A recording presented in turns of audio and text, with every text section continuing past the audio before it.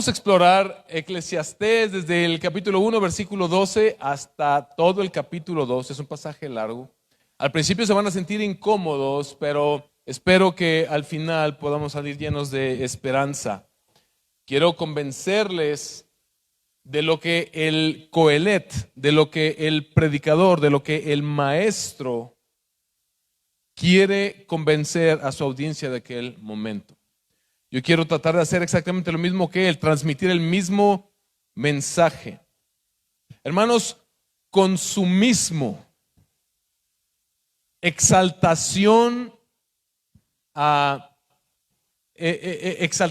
del trabajo en maneras elevadas, discriminación por grados de conocimiento o por grados de riqueza entre personas, descuido en la crianza de nuestros hijos, de transmitirles y de preocuparnos porque crezcan llenos de sabiduría en el temor del Señor, son problemas que como sociedad enfrentamos. Y no estoy hablando solamente de la sociedad a nivel mundial, son problemas muy evidentes y muy latentes aquí en nuestras ciudades, Uriangato, Moroleón, Yuriria, etc.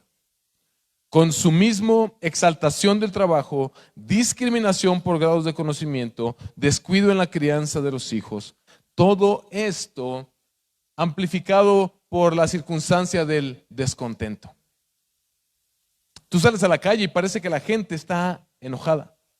Tú sales a la calle y parece que no hay contento, no hay contentamiento en el corazón de las personas y unos están enojados contra otros y parece que es resultado de que estamos viviendo todos bajo la presión y la opresión que este mundo, a través de un pensamiento que no es conforme a la voluntad de Dios, ha impuesto sobre nosotros. Esta exposición del día de hoy, tengo que decirlo, yo estaba me sentía corto de recursos para poder predicar este sermón, y un libro precioso, otra vez, aparte del libro que mencioné la semana pasada, este libro se llama Cómo encontrar a Cristo en Eclesiastés, pero es de Sidney Greidanus, y fue un libro que, bendito sea Dios, iluminó mi mente, me ayudó a hacer como un zoom out y poder ver de mejor manera este pasaje. Así que tengo que dar mucho crédito a este libro que el Señor puso en mis manos por su gracia. En este pasaje, el maestro, como dije la semana pasada, el predicador o el coelet se identifica como si fuera Salomón. La semana pasada dije que no podemos estar completamente seguros de que Salomón haya verdaderamente escrito Eclesiastés. Sin embargo, lo que sí podemos ver es muchos destellos de lo que Salomón vivió durante su vida, que encontramos sí en la palabra de Dios. Y aquí sí parece, por mucho de lo que vamos a leer, que el coelet, por lo menos si no es Salomón, se está identificando como Salomón. De alguna manera no, es como si fingiera ser Salomón, pero no en un mal sentido, sino que como que se pone en los zapatos, o dijéramos mejor en las chanclas de Salomón. De modo que comienza con el versículo 12, versículo 12 y la primera parte del 13. Yo, el predicador, he sido rey sobre Israel en Jerusalén y apliqué mi corazón a buscar e investigar con sabiduría todo lo que se ha hecho bajo el cielo. El versículo 16, si ustedes avanzan poquito, él dice: yo he engrandecido y aumentado mi sabiduría más que todos los que estuvieron antes de mí sobre Jerusalén, y mi corazón ha contemplado mucha sabiduría. Entonces, aunque bien él no nos está diciendo yo soy Salomón, pero nos está dando varios atisbos, varios pistas de que muy probablemente es Salomón quien fue el rey verdaderamente más sabio en Jerusalén.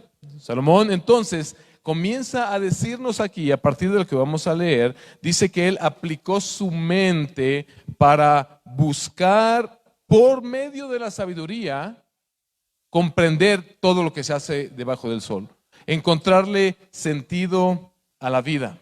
Entonces, después de la conclusión anterior de que la gente no gana nada con el trabajo con que se afanan bajo el sol, ¿se acuerdan la semana pasada? Capítulo 1, versículo 3, ¿Qué provecho recibe el hombre de todo el trabajo con que se afana bajo el sol? Esta es la pregunta que va a gobernar toda esta serie y es la pregunta que vamos a tratar de responder. Para responder a esta pregunta, Salomón va a usar su gran sabiduría para probar varios experimentos, lo pudiéramos llamar de esta manera, para ver si es verdad que todo es vanidad en esta vida o si hay algún lugar en el que Él pueda y tú y yo podamos verdaderamente encontrar satisfacción. Su primer prueba es utilizar su sabiduría para comprender todo lo que es hecho bajo el sol. Él dijo: yo soy sabio, voy a observar todo lo que se hace bajo el sol y lo voy a vivir y voy a llegar a una conclusión. Pero inmediatamente él llega a la conclusión de que esto de escudriñar con sabiduría es un asunto infeliz. Ve lo que dice al principio: yo, el predicador, he sido rey sobre Israel en Jerusalén y apliqué mi corazón a buscar e investigar con sabiduría todo lo que se ha hecho bajo el cielo. Y escucha esto, este es su veredicto: tarea dolorosa dada por Dios a los hijos de los hombres para ser afligidos con ella. He visto todas las obras que se han hecho bajo el sol. Y aquí está, este es su resumen. Antes de avanzar y mostrarnos todos sus experimentos, él nos dice: esta es la conclusión a la que voy a llegar, pero déjame, te anticipo. He observado que todo es vanidad y correr tras el viento. Todo es vanidad y correr tras el viento. La semana pasada vimos que el sentido de vanidad tenía más que ver con efímero, como el vapor que de pronto sale y luego se desvanece, como algo que no es eterno, ¿verdad? Algo que se desvanece simplemente. Y ahora nos lleva a considerar que todo es vanidad en el sentido de que no le podemos sacar verdadero provecho a prácticamente nada en esta vida. ¿Por qué, según el Coelet, según el predicador, por qué buscar con sabiduría es un asunto infeliz? Él mismo lo responde en el versículo 14. He visto todas las obras que se han hecho bajo el sol y he observado que todo es vanidad y correr tras el viento. Al observar, él dice: debajo del sol o bajo el cielo, este esfuerzo, escúchame esto, el esfuerzo mundano de los seres humanos, él concluye que todo es inútil y es vacío. ¿Y por qué digo este esfuerzo mundano? Porque ese es el sentido cuando él habla de la vida bajo el sol, la vida que los hombres, los seres humanos viven. Es como vapor, es como, dice él, como perseguir el viento. ¿Alguien de ustedes ha intentado perseguir el viento? ¿Lo ha alcanzado? ¿Verdad que no? Intentar capturar el vapor es inútil, te quedas con nada entre las manos. En otras palabras, buscar, dice Salomón, el mismo hecho de yo buscar por medio de la sabiduría el sentido de la vida también me fue inútil y parece que no recibí a cambio nada. El maestro confirma esta conclusión. Él como que viene haciendo su exposición de las cosas y siempre termina con un pequeño proverbio. En el versículo 15 lo encontramos: lo torcido no se puede enderezar y lo que falta no se puede contar. Él está meditando y él está dándose cuenta que en esta vida realmente, como dije la semana pasada, no tenemos control de absolutamente nada. Este mundo nos va a representar pérdidas.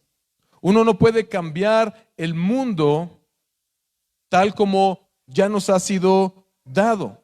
Es más, usted recuerda que la semana pasada mencionábamos que el verdadero problema es el pecado en el mundo. Vivimos en un mundo caído y corrompido por el pecado y es normal, aunque no es lo ideal, que venga la tragedia, que vengan las circunstancias que simplemente parece que son, como él dice, vanidad de vanidades. Más adelante, él en este mismo libro, y como él mismo dijo aquí, la sabiduría no puede enderezar lo torcido. Cuando tú llegas a Eclesiastés 7:13, cuando lleguemos ahí, dice: considerad la obra de Dios, ¿quién puede enderezar lo que ha torcido? Y es que después de la caída, hermanos, el mundo en el que usted y yo vivimos no es el mundo ideal, no es el mundo que Dios creó originalmente.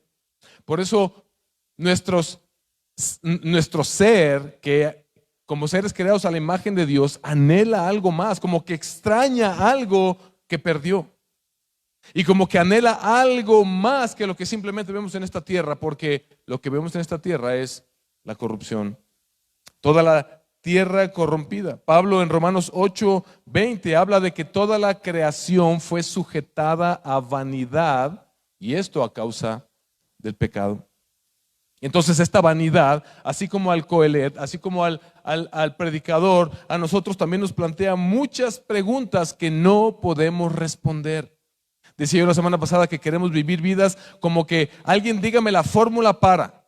Hay multitud de gurús allá afuera que te dicen, hazle así para que entonces hagas así y vas a ser rico. Haz esto y haz aquello y vas a ser feliz. Haz esto y haz aquello. Y a la final, hasta ellos mismos terminan retirándose de las filosofías que ellos mismos estaban proclamando.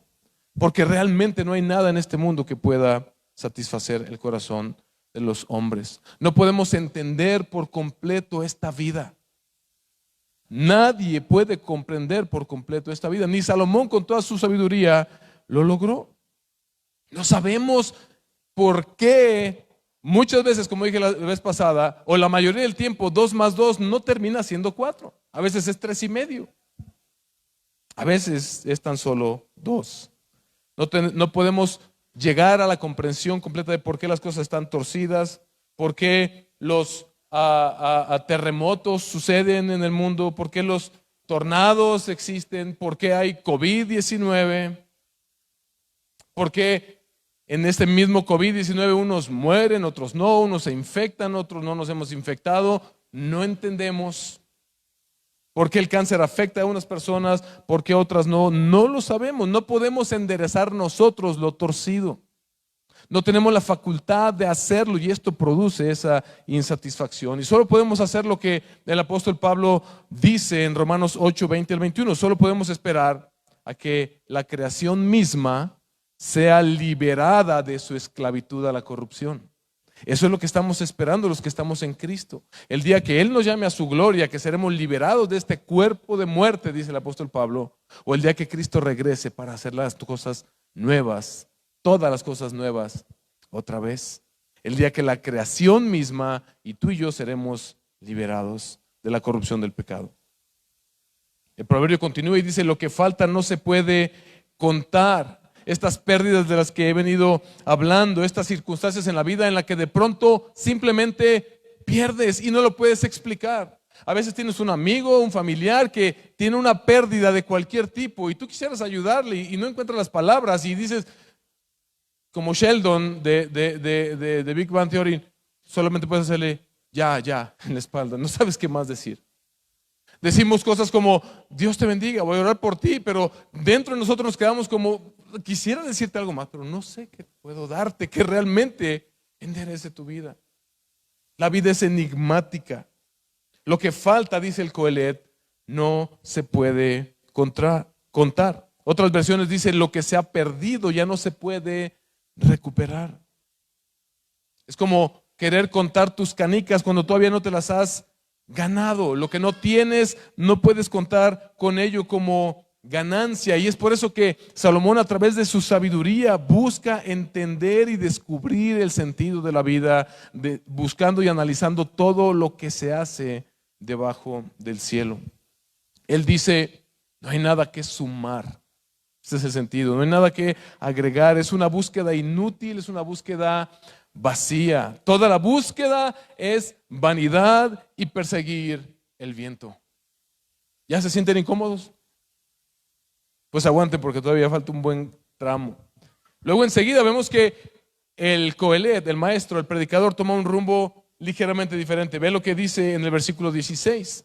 Vemos que de la búsqueda de todas las cosas por medio de la sabiduría pasa a examinar la sabiduría misma. Y él escribe en el versículo 16, yo me dije, yo he engrandecido y aumentado en sabiduría más que todos los que estuvieron antes de mí sobre Jerusalén.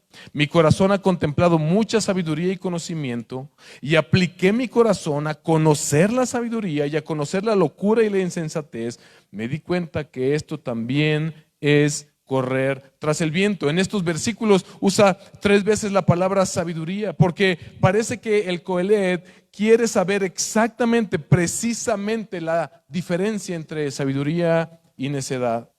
Pero dice él mismo que esta búsqueda también es inútil. Ve lo que continúa diciendo: me di cuenta de que esto también es solo una persecución del viento. Buscar comprender la sabiduría misma es perseguir el viento. Una búsqueda que deja a uno con las manos vacías, eso es lo que él quiere decir.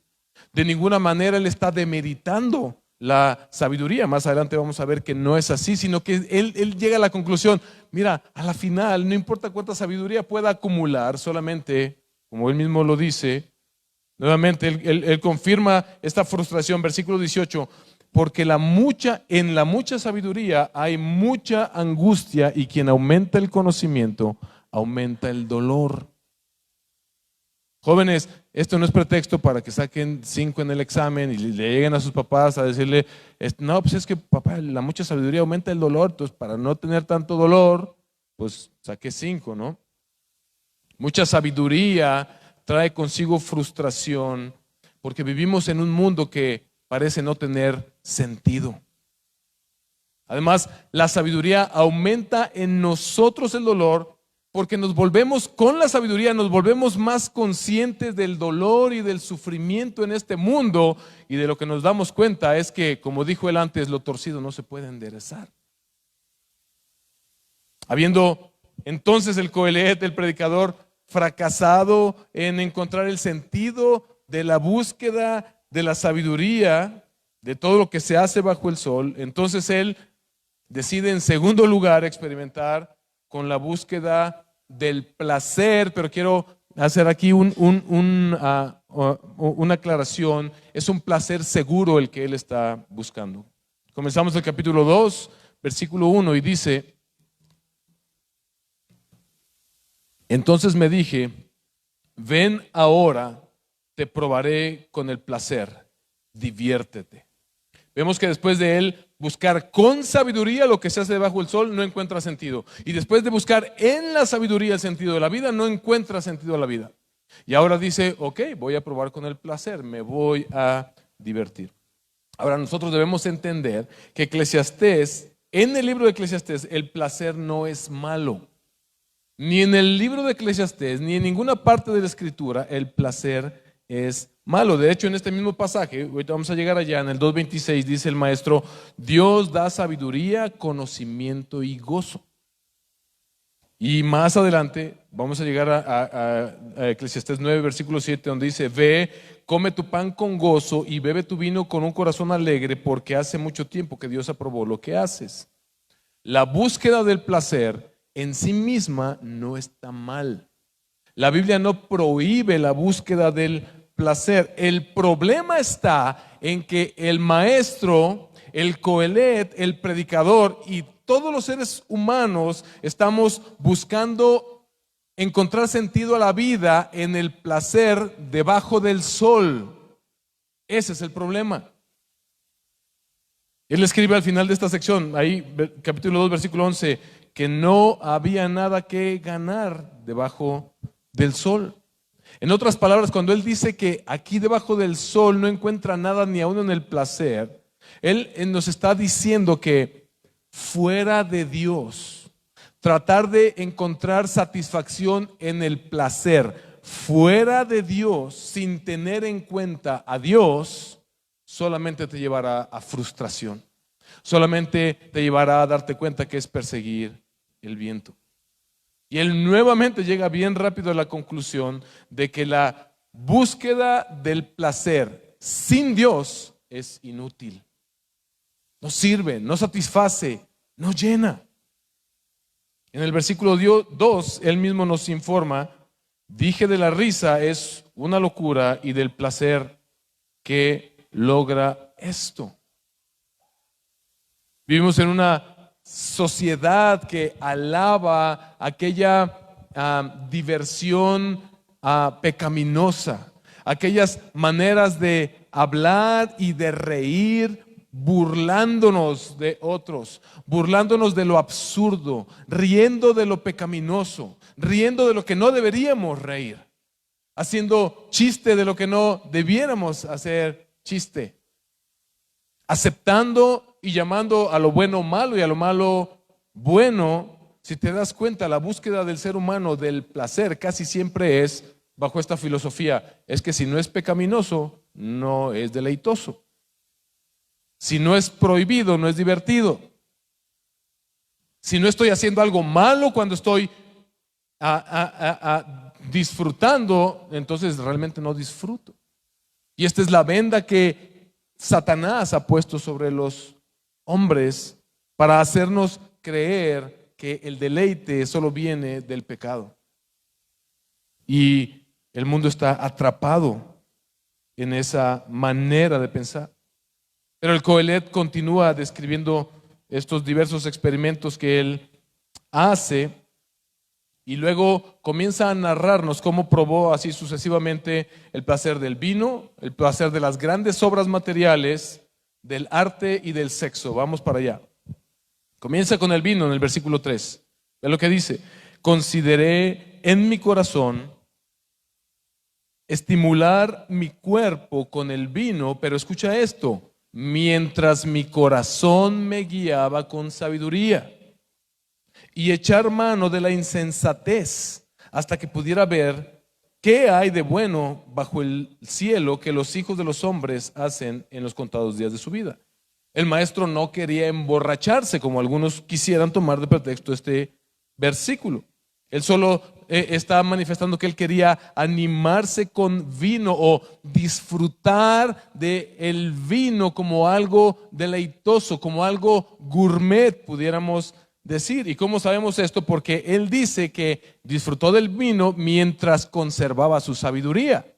Todos sabemos que la embriaguez es condenada por el Señor. Este debate eterno: ¿el creyente puede consumir vino o no puede consumir vino? Dígase de una vez por todas, la palabra de Dios no prohíbe el consumo del vino. La palabra de Dios condena la borrachera. Lidia con eso. No me pidas más explicaciones. Punto, se acabó. Borrachera es pecado, se acabó. Si el vino te ha hecho un esclavo, estás cometiendo pecado y te estás esclavizando a ti mismo y las consecuencias vendrán sobre tu vida. Arréglatelas con Dios, pregúntale a Él. Pero vemos que Él quiere sacar lo que sí hay bueno de esta parte. Y Él se da cuenta que simplemente no encuentra el placer ahí. Él no encuentra el placer en el mejor vino. Él no encuentra el placer en comer en el mejor restaurante. Él no encuentra el placer en comer sopa maruchan de langosta. Tal vez esto le iba a poder dar una idea de lo que las cosas, la gente puede encontrar de bueno en este mundo, pero se da cuenta que simplemente no hay verdadero o perdurable placer ahí. E inmediatamente se va a las grandes obras materiales. Aquí lo que vemos enseguida es como ahí los arquitectos, hoy no vino Javier, pero aquí está el arqui José.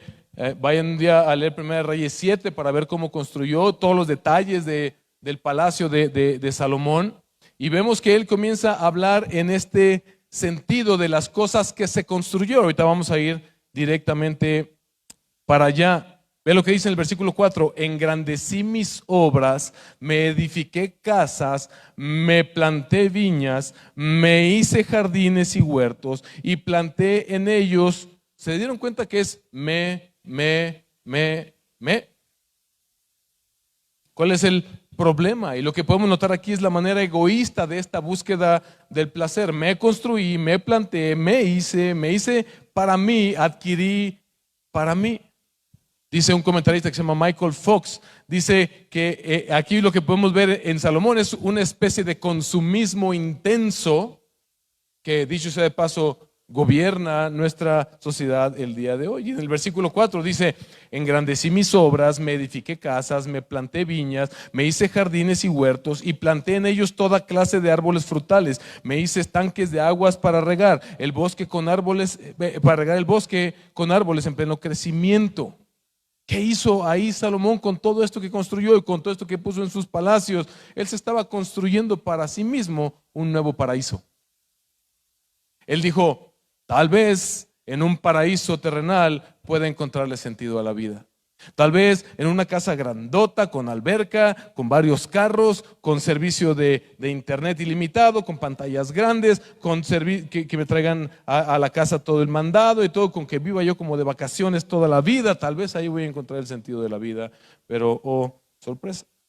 No solamente hizo eso, versículo 7, compré esclavos y esclavas y tuve esclavos nacidos en casa. Tuve también ganados, vacas y ovejas, más que todos los que me precedieron en Jerusalén. Reuní también plata y oro para mí y el tesoro de los reyes y de las provincias. Ni tú ni yo vamos a llegar a ser tan ricos como Salomón. Él ya lo probó y nos puede anticipar, mira, tampoco ahí hay placer. Además de estas posesiones materiales, dice que él añadió el placer del arte. Versículo 8, la parte B, dice, me proveí de cantores y cantoras y de los placeres de los hombres, de muchas concubinas. Él probó con el arte, con los mejores arpistas tal vez del tiempo, los mejores cantores. Tú puedes ir a los mejores conciertos de este mundo, te la puedes pasar viendo Netflix todo el día, te la puedes pasar viendo cine todo el día, deleitarte con el arte, con mil cosas, pero no encontró el sentido de la vida ahí. Tuvo muchas concubinas. Se dice que en total, entre esposas y concubinas, tuvo más de 1000 mujeres, o alrededor de 1000 mujeres, Salomón. Él trató de encontrar en el sexo lo cual se ha convertido en un Dios falso. Vivimos en una sociedad hipersexualizada, donde nos dicen que en el sexo que no es conforme a la voluntad de Dios, vamos a encontrar el placer y la satisfacción. Pero Salomón nos vuelve a decir, ahí no está. Y entonces él concluye en los versículos 9 al 11, ve lo que dice, me engrandecí y superé a todos los que me precedieron en Jerusalén. También la sabiduría permaneció conmigo. Y de todo cuanto mis ojos deseaban, nada les negué. Se dan cuenta que no es solamente de manera caprichosa. De hecho, la reina de Saba, si ustedes se acuerdan, cuando ella visita a Salomón, ella dice, no cabe duda que Dios te dio esa sabiduría y Él te puso para gobernar a este pueblo, para que con tu sabiduría trajeras este esplendor. Pero aún así, dice que no privé mi corazón de ningún placer, porque mi corazón gozaba de todo mi trabajo. Esta fue la recompensa de toda mi labor. Consideré luego todas las obras que mis manos habían hecho y el trabajo en que me había empeñado, y resultó que todo era vanidad y correr tras el viento y sin provecho bajo el sol. Aquí vuelve a responder otra vez la pregunta del capítulo 1, versículo 3, que como les dije es la pregunta que va a gobernar toda la serie. ¿Qué provecho recibe el hombre con todo el trabajo con que se afana bajo el sol? Creo que la respuesta ya la tenemos todo, absolutamente nada. Absolutamente nada. Incluso el gran rey Salomón, el que se pudo construir un paraíso en la tierra, llega a la conclusión de que no puede sacar provecho verdadero debajo del sol. Todo era vanidad, dice. ¿Se acuerdan que les hablé de la palabra futilidad? Todo es fútil. ¿Qué es fútil? Algo que a la final no termina teniendo importancia. Dice que todo es perseguir el viento. ¿Qué es perseguir el viento? A la final todo se va como arena entre tus manos, como agua entre tus manos. Y dice que no hay nada que ganar. No puedes sacar verdadero provecho de este mundo. Y si se dan cuenta aquí a esta parte a la que hemos llegado, todas las palabras clave que está usando el predicador, trabajo, vanidad, perseguir el viento, sin provecho debajo del sol, todas se engloban en esta frase que él acaba de mencionar. Y lo que nos transmite es desilusión y frustración. ¿Ya se sienten incómodos? Hermanos, al hombre que no tiene en cuenta a Dios, la vida misma se encargará de mostrarle el fracaso de su estilo de vida bajo sus propias reglas que se ha puesto para vivir. El materialismo, el consumismo no le pueden dar sentido verdadero a la vida. El maestro intentó primero con la sabiduría y ahora intentó con el placer y no encontró, así que ahora se diseña una tercera prueba y va a poner a prueba si el uso de la sabiduría por encima de la insensatez puede lograrle a él un provecho mayor. Versículo 12, yo volví pues a considerar la sabiduría, la locura y la insensatez, porque ¿qué hará el hombre que venga después del rey sino lo que ya ha sido hecho? O sea, todos sabemos que Salomón fue el rey más sabio de Jerusalén y él sabía que después de él vendría un rey que no sería igual de sabio que él, por lo tanto no iba a poder sacar los mismos resultados que él había obtenido. Inmediatamente el Coelet, el predicador, se da cuenta de que hay una gran diferencia entre vivir con sabiduría y entre vivir con insensatez. Hay una gran diferencia entre el necio y el sabio. Versículo 13, y yo vi que la sabiduría sobrepasa a la insensatez como la luz a las tinieblas. ¿Se dan cuenta que esto no se trata de despreciar la sabiduría?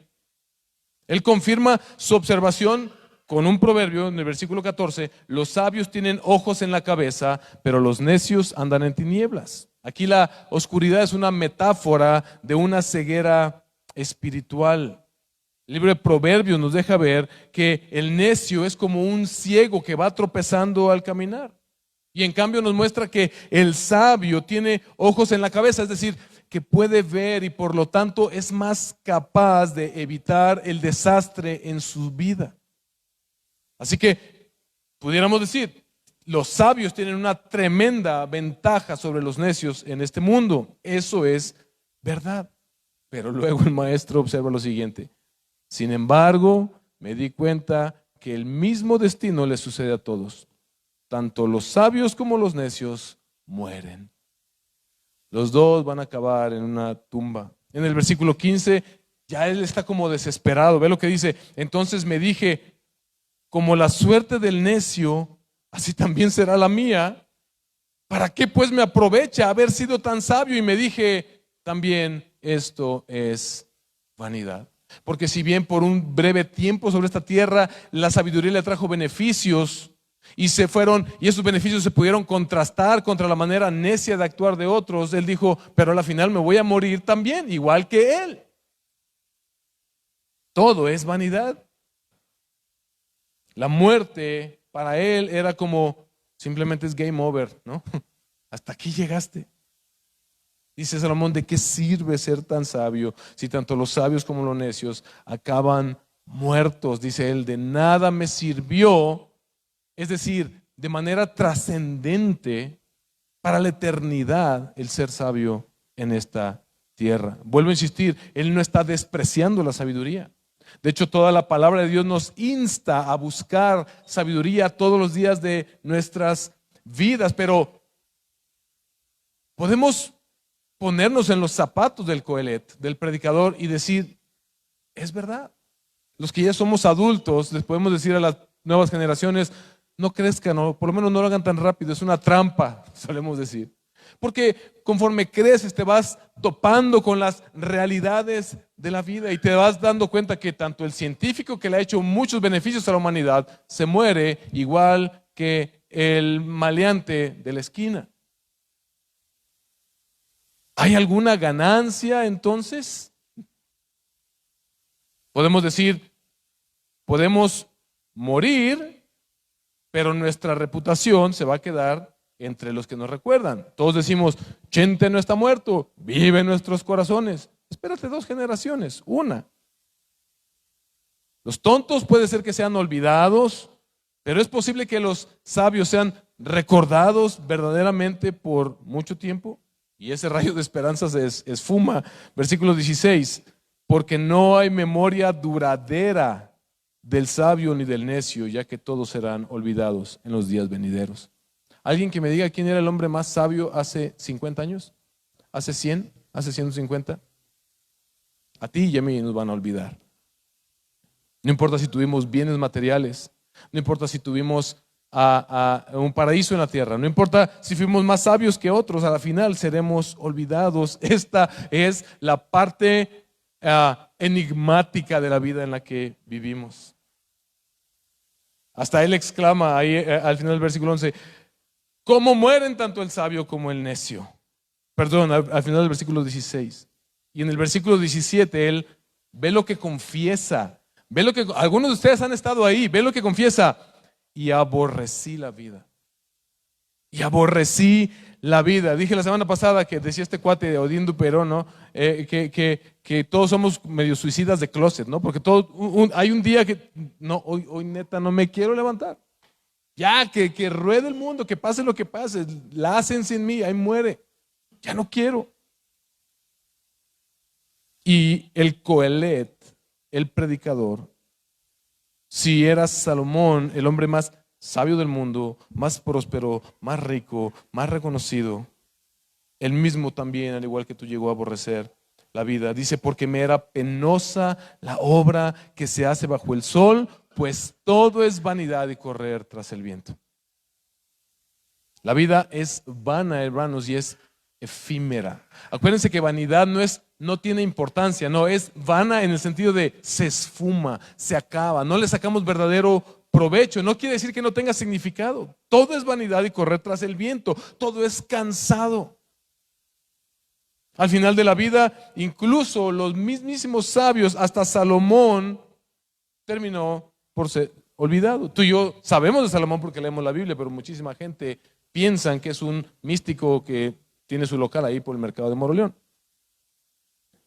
Habiendo entonces otra vez fracasado en encontrar alguna ganancia en la vida al usar la sabiduría, al perseguir el placer, al buscar los beneficios de la sabiduría, el maestro lleva a cabo una última prueba y dice, ya sé, cuando morimos algo queda, nuestras posesiones.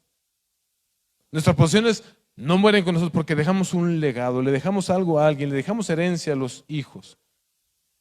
¿Son estas posesiones que podemos dejarles a los hijos verdaderamente una ganancia de toda una vida de trabajo? El Coelet, el predicador, bien rápido llega a otra conclusión. Versículo 18. Asimismo aborrecí todo el fruto de mi trabajo, con que me había afanado bajo el sol, el cual tendré que dejar al hombre que vendrá después de mí. Y quién sabe si será sabio o necio. Esta es la preocupación de un montón de papás el día de hoy y de generaciones atrás. Sin embargo, él tendrá dominio sobre todo el fruto de mi trabajo, con que me afané, obrando sabiamente bajo el sol. También esto es vanidad. Todo su afán, todo su trabajo arduo y duro y diligente y sabio con toda su sabiduría, dijo, a la final va a ser inútil porque al morir se lo voy a tener que dejar a alguien más, no lo voy a terminar disfrutando yo, se lo voy a dejar a alguien más y quién sabe si esa persona vaya a ser sabia con eso. La historia de nuestra sociedad, aquí en México, en todo el mundo y aquí en Moroleón, Uriangato, y en todos lados, es muy clara. Tú y yo conocemos a familias que lograron amasar fortunas y a una generación después que logró destruir esas fortunas y hasta quedar endeudados. Porque a la final no es una verdadera ganancia si nosotros no enseñamos a nuestras generaciones a vivir en el temor y en la sabiduría que Dios provee. El versículo 20 dice, por tanto me desesperé. Ve a dónde está ya el Coelet. ¿Ya estás desesperado tú? Ya acaba, pastor, ya, ¿a dónde quieres llegar? Aguanta. Por tanto me desesperé en gran manera por todo el fruto de mi trabajo con que me había afanado bajo el sol. Les dije que iba a ser un pasaje largo. Cuando hay un hombre que ha trabajado con sabiduría, con conocimiento y con destreza y da su hacienda al que no ha trabajado en ella. Y de nuevo, exclama al final, esto también es vanidad y mal muy grande. Eclesiastés es mi libro favorito al día de hoy. Me encanta la manera en que Dios nos lleva a caminar por la sabiduría verdadera, para que no nos andemos por las ramas, para que no nos andemos con amuletitos, para que no nos andemos con atajos, para que aprendamos a vivir la vida con verdadera sabiduría en esta tierra. Todo el afán y toda la sabiduría y todo el trabajo duro fue en vano porque dice, al final se lo voy a dejar a alguien más. Versículo 22, pues ¿qué recibe el hombre de todo su trabajo y del esfuerzo de su corazón con que se habana bajo el sol? Otra vez formula la gran pregunta y la respuesta es nada, absolutamente nada. De hecho, puede ser incluso hasta menos que nada para una persona que a lo mejor solo vive para el trabajar. Los workaholics les dicen en inglés. Como el mismo Salomón, que de pronto se vuelven como hiperconsumistas e hipercentrados en hacer y lograr y hacer y trabajar, y de tal forma que dejamos para el final lo que es verdaderamente importante. Y ahorita lo que importa es construir, hacer, ganar, trabajar más, esforzarme más, poner en primer lugar para sí mismo este negocio, esta meta, lo que sea, antes que a Dios. Versículo 23, porque durante todos sus días su tarea es dolorosa y penosa. Y dígame si alguien se identifica con esto, ni aún de noche descansa su corazón. ¿Cuántos tomamos un jarabito o una pastillita antes de dormir? No son, seamos honestos, el estrés es una enfermedad de ricos. O sea, el estrés es enfermedad de este lado del mundo. O sea, en África no encuentras mucha gente estresada porque no tienen mucho que les roben, porque no tienen mucho, o sea, en otros países del mundo no existe el estrés, existe aquí donde estamos, ¿qué voy a comprar mañana? ¿Qué voy a obtener? ¿Voy a vender? ¿No voy a vender? ¿Qué más? ¿Qué más? ¿Qué me falta a mis hijos?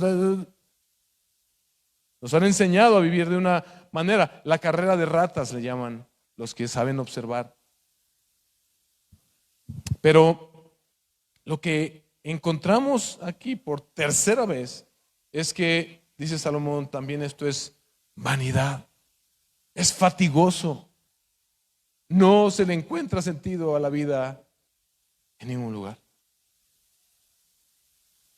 La vida y el trabajo son en sí mismos, la vida y el trabajo por sí mismos son inútiles, son fútiles, no te dejan nada verdadero, nada que trascienda verdaderamente en sí mismos.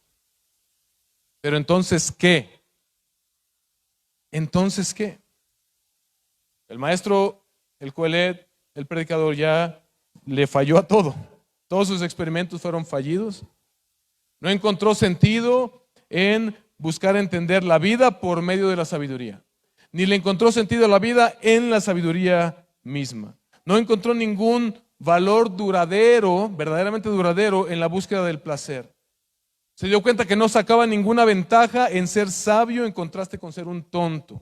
Y no sacó ningún beneficio en acumular posesiones de este mundo. Todos sus esfuerzos mundanos, todos sus esfuerzos debajo del sol, todos los esfuerzos que él llevó a cabo sin tener en cuenta a Dios, sin considerar a Dios, fueron inútiles, fueron fútiles. Entonces, ¿qué? Me estás preguntando tú ya con la mirada. ¿A dónde quieres llegar? Ya, pásanos a todos un pepino para cortarnos las venas. ¿No hay entonces ningún beneficio de vivir en esta tierra? ¿Cómo hemos de vivir como creyentes en este lado del mundo? ¿No hay beneficio de verdad de nada? El mismo Coelet nos lo responde. Sí hay. Puedes respirar. Sí hay. Él concluye en el versículo 24. Escucha esto, no hay nada mejor para el hombre. Y si tú pensabas que te iba a dar la fórmula de la vida así así algo que no te esperabas, date cuenta de la respuesta tan sencilla y llena de sabiduría que el Señor nos da. No hay nada mejor para el hombre que comer y beber y decirse que su trabajo es bueno. Esto no es un pensamiento nuevo. Ya en el capítulo 2, versículo 10, vimos que él dijo, mi corazón gozaba de todo mi trabajo y esa fue la recompensa de mi labor, el gozo que pude obtener de esas pequeñas experiencias. Aún y con que el predicador está describiendo todo su trabajo y toda su sabiduría como vanidad y correr tras el viento, él reconoce que hay un beneficio que no esperaba que él recibió de todo su trabajo y fue los pequeños atisbos de placer que nos recuerdan que un día todo fue perfecto. Esos momentos en los que tú puedes saborear algo que te gusta y te trae cierto placer momentáneo. Es lo mismo que te recuerda que tú y yo no fuimos hechos para encontrar satisfacción en este mundo, sino que hay algo más, que un día fue perfecto y que un día será perfecto nuevamente. Cuando Dios creó a los seres humanos, hermanos, Dios los puso en el huerto del Edén y los puso a chambear. Él dijo en Génesis 2:15, van a cuidar la tierra y la van a sojuzgar, la van a trabajar, la van a cuidar. El trabajo fue diseñado para darle a la gente una sensación de logro, de placer. Pero con la caída, todos sabemos lo que sucedió. Pero aún así, en tu trabajo y en mi trabajo y en el trabajo del Coelet, Él lograba y tú y yo logramos encontrar, aún en medio de toda esa incomodidad, ciertos momentos de satisfacción cuando podemos trabajar y hacer estas cosas sencillas. Cuando ya Él está llegando al final de sus experimentos y sin encontrar un sentido duradero debajo del sol de la vida, entonces Él nos da un pequeño consejo. Después de que Él no encontró nada satisfactorio para su alma debajo del sol, en una vida alejada de Dios, Él nos dice y nos aconseja que experimentemos al menos el placer del momento presente. Dice comer y beber y encontrar en el disfrute en el trabajo, reconociendo que son regalos del Señor. No somos llamados a postergar el disfrute al futuro. Muchas veces como creyentes estamos como viviendo de una forma en la que no, ahorita tengo que vivir todo triste, todo aburrido, todo compungido, y yo me voy a esperar hasta que venga el Señor. No, eso no es lo que la palabra de Dios te está llamando a hacer. El Señor nos llama a que podamos encontrar el placer verdadero al vivir bajo la perspectiva correcta de este mundo y poder disfrutar de aquellos pequeños atisbos que tan solo cosas como comer, beber, que no necesariamente tiene que ser vino, y en tu trabajo diario encontrar contentamiento. Cada vez con más fuerza va hablando de este tema Eclesiastés. Cuando llegamos al capítulo 11, versículo 9, dice: alégrate, joven, en tu juventud, y tome placer tu corazón en los días de tu juventud. Hermanos, el disfrute bajo la perspectiva de Dios, el disfrute correcto, el disfrute bajo la voluntad de Dios, tiene el poder de redimir la frustración que nos produce el trabajo duro y frustrante en medio de las circunstancias cambiantes de la vida. Tiene el disfrute, el poder de contrarrestar lo escurridizo que son las ganancias. Y tiene el poder de contrarrestar el poder devastador que tiene la muerte sobre nuestras vidas. Entonces, ¿qué vamos a hacer? Nos vamos a dedicar saliendo de aquí a darle vuelo a la hilacha y dedicarnos a perseguir el placer por el placer. Eso sería malinterpretar completamente lo que el Coelet está diciendo. Porque después de aconsejarnos que comamos, bebamos y disfrutemos nuestro trabajo, ve lo que continúa diciendo, versículo 24, parte B. Yo he visto que también esto es de la mano de Dios, porque ¿quién comerá y quién se alegrará sin Él?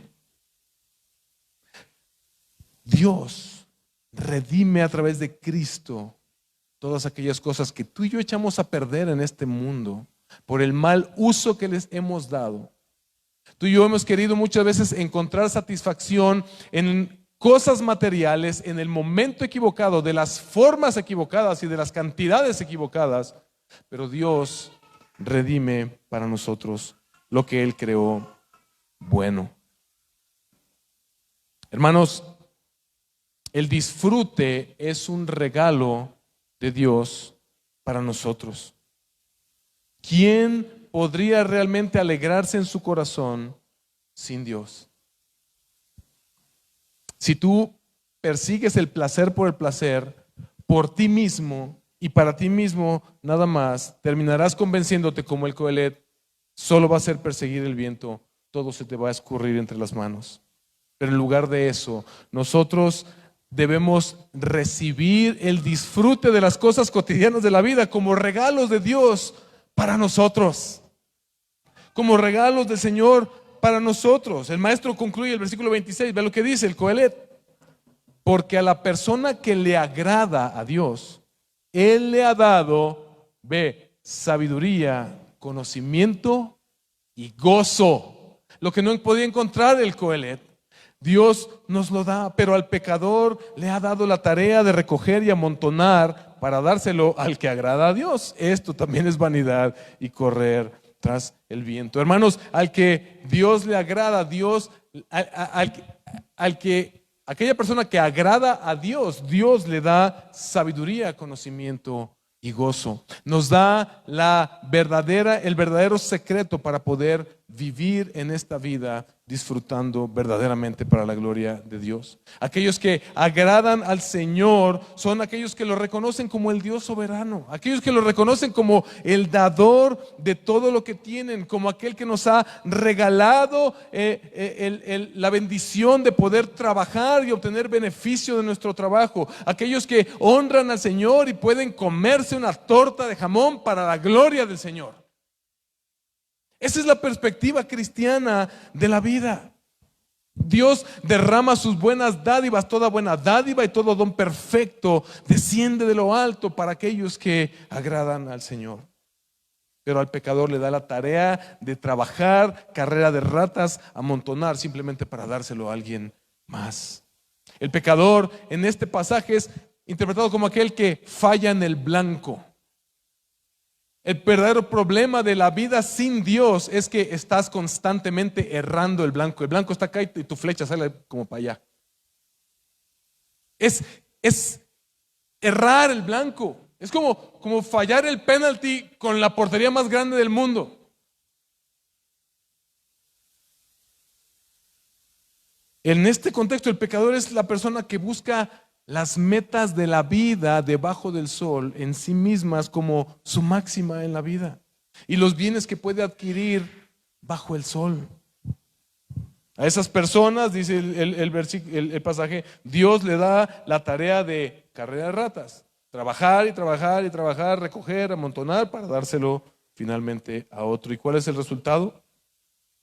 Dios termina dándole eso a quien a él le place. La parábola de Jesús de las 10 minas, que es semejante a la de los 10 talentos, nos habla mucho al respecto. Cuando él, después de que este siervo infiel, que en lugar de invertir y sacarle provecho a la mina que Dios le dio, la guardó en un pañuelo, y cuando él regresa le fue quitada esa mina y le fue dada al que le fue dado 10. Y Dios dijo, porque al que tiene se le dará más. ¿Y qué es lo que tenía realmente ese siervo fiel? Sabiduría. Conocía a su Señor y trabajó para su Señor, para obtener un beneficio que fuera para la gloria de su Señor, sabiendo que su Señor le recompensaría al final. Los que pierden el blanco en la vida, hermanos, terminan sin nada. Los que viven la vida solamente para este mundo debajo del sol, terminan sin nada.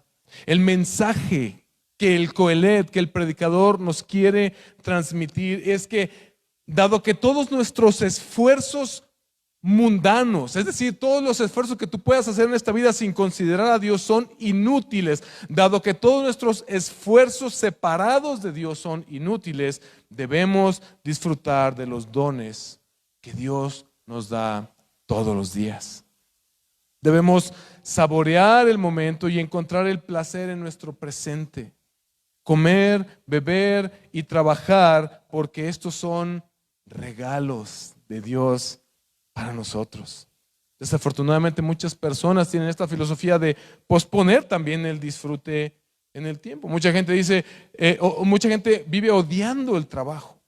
Dicen, gracias a Dios es viernes, ya me voy a alejar de este tormento. Se le llama al trabajo, lo que ya he venido diciendo, la carrera de ratas, pero no saben cómo salir de ahí. Hermanos, cuando Cristo vino a esta tierra, Cristo trabajó. Él trabajó primero como un carpintero, después como un maestro, después haciendo milagros y alimentando multitudes y sanando enfermos, yendo a la cruz diligentemente para pagar por nuestros pecados. Él envió a sus discípulos a predicar y él les dijo, el obrero es digno de su salario. Jesús mismo nos prometió que hay ganancias para los que trabajan bien para el Señor, aquellos que dan un abrigo al que no tiene abrigo, un vaso de agua en el nombre del Señor, para aquellos que son sus manos y sus pies en esta tierra, hay recompensa. Hermanos, Jesús vino a redimir nuestro trabajo. Jesús vino a darle significado a lo que tú y yo hacemos. Cuando lo que tú y yo hacemos lo hacemos para la gloria de Dios, dignificamos nuestro trabajo. Cuando lo hacemos para, en primer lugar, buscar la gloria de Dios y no solamente inflar nuestros bolsillos, Dios es glorificado, nosotros somos bendecidos y entonces podemos disfrutar verdaderamente de aquello que el Señor nos ha dado. Muchos compran billetes de la lotería con la esperanza de ganarse $1,000,000 para ya poder renunciar a los trabajos. No digo que intrínsecamente, después hablamos de eso. El punto es, otros quieren mi jubilación. Cuando llega, ya ni existen las jubilaciones. Cuando yo me jubile, ahí voy a empezar a disfrutar la vida. Como dije hace rato, muchos cristianos también viven la vida como, es que me tocó vivir en el valle de lágrimas, hermano, entonces no puedo y yo tengo que ir todo amargado y todo. Ya cuando venga el Señor, ya Él sabrá. Mira, hermano, Dios nos ha regalado estos chispazos de gloria que podemos nosotros ver en nuestras vidas cotidianas, en los pequeños detalles. Tanto el Coelet como todo el Antiguo Testamento, como también gran parte del Nuevo Testamento, nos llaman a encontrar gozo en la vida aquí y ahora. Dice el Coelet, no hay nada mejor que comer y beber y encontrar gozo en tu trabajo. El Nuevo Testamento continúa con esta misma línea de pensamiento.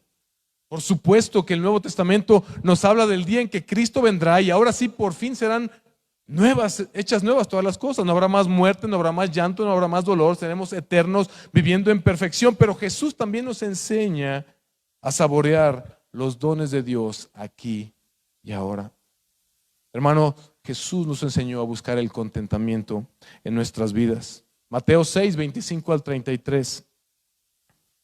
Jesús nos llama a encontrar el contentamiento en el aquí y en el ahora y a recibir nuestra comida y nuestra bebida y nuestro trabajo como regalos de Dios para nosotros. Por eso les digo, no se preocupen por su vida, afán, no se afanen, dicen otras versiones, no se preocupen por su vida, qué comerán o qué beberán, ni por su cuerpo, qué vestirán. ¿No es la vida más que el alimento y el cuerpo más que la ropa? Miren a las aves del cielo que no siembran ni ciegan ni recogen en graneros y sin embargo el Padre Celestial las alimenta. ¿No son ustedes de mucho más valor que ellas? ¿Quién de ustedes, por ansioso que esté, puede añadir una hora al curso de su vida? Y por la ropa, ¿por qué se preocupan? Observen cómo crecen los lirios del campo, no trabajan, no hilan, pero les digo que ni Salomón en toda su gloria se vistió como uno de ellos. Y si Dios así viste la hierba del campo que hoy es y mañana es echada al horno, ¿no hará Él mucho más por ustedes, hombres de poca fe? Por tanto, no se preocupen, no se afanen diciendo qué comeremos o qué beberemos o con qué nos vestiremos, porque los gentiles buscan ansiosamente todas esas cosas, que el Padre Celestial sabe que ustedes necesitan todas esas cosas. Pero busquen primero su reino y su justicia.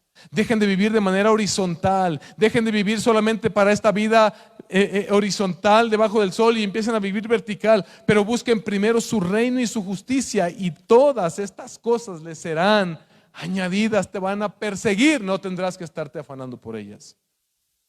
Pablo también hizo lo mismo. Dije hace un momento que los pecadores, y aquí dice los gentiles, pierden el blanco en la vida, pero los seguidores de Jesús conocen bien el blanco. Buscar primeramente el reino de Dios y su justicia es dar en el blanco, sabiendo que todo lo demás será añadido. Pablo también anima a los cristianos. Ve lo que dice en Colosenses 3, 16 al 17. Que la palabra de Cristo habite en abundancia en ustedes, con toda sabiduría, enseñándose y amonestándose unos a otros con salmos, himnos y canciones espirituales, cantando a Dios con acciones de gracias en sus corazones. Escucha esto. Y todo lo que hagan, de palabra o de hecho, háganlo todo en el nombre del Señor Jesús, dando gracias por medio de Él, de Cristo Jesús, a Dios el Padre, en todo lo que hagamos. Luego en 1 Corintios 10, versículo 31, él dice, Pablo otra vez, entonces ya sea que coman, que beban o que hagan cualquier otra cosa, ¿qué dice? háganlo todo para la gloria de Dios. Pónganse de pie.